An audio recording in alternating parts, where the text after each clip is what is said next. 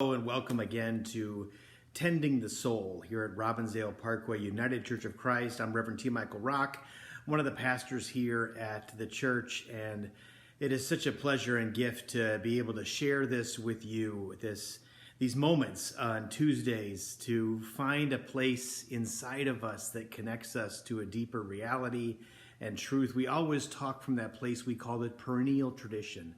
That which is true not just for our faith tradition, but for all faith traditions, and how we kind of speak into that universal understanding of what we do and who we are. How do we talk into the wisdom of the more than human world and really embrace all that is deeply desirous of us? What we long for is to be in connection and relationship with each other.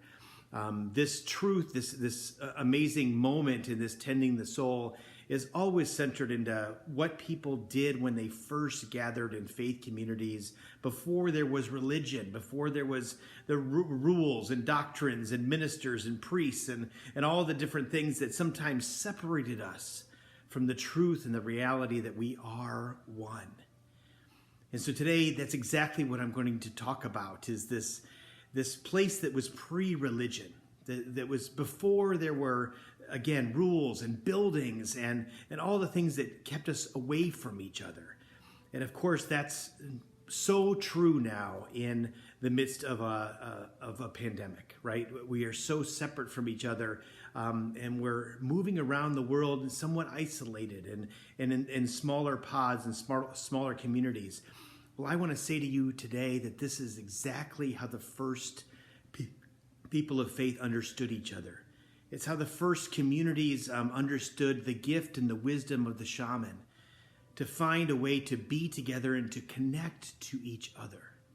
Which is why it's true that in all the faith traditions across the world, there is a line, a piece of wisdom in the sacred text of every faith tradition about not doing to others what you would think would harm you.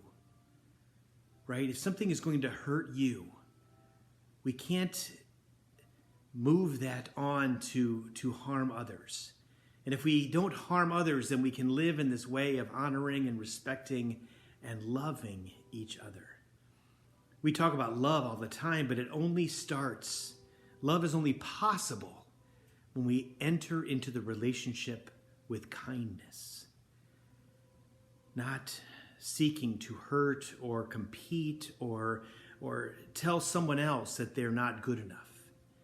When we enter into that sacred space of kindness, we are seeing each other as fully human, flawed, wonderful, beautiful human beings.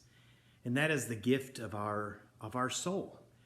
And when we tend to our soul, we tend to that place that the universe looks on you in that way of honoring and respect, of kindness. And so whatever suffering you may endure and whatever suffering may happen to you in your life, to know deep down inside that there is love there waiting to hold you and care for you and comfort you. And that may happen sometimes in the context of religion, but sometimes religion just gets in the way. On these Tuesday experiences, we're going to move away from anything that gets in the way, focus it right in on the deep and abiding truth that we are not called to harm or hurt anyone with our words, our deeds, our actions, even our thoughts and feelings. So let us embrace life. Let us embrace ourselves. Let us embrace this world. This is Tending the Soul. Thank you.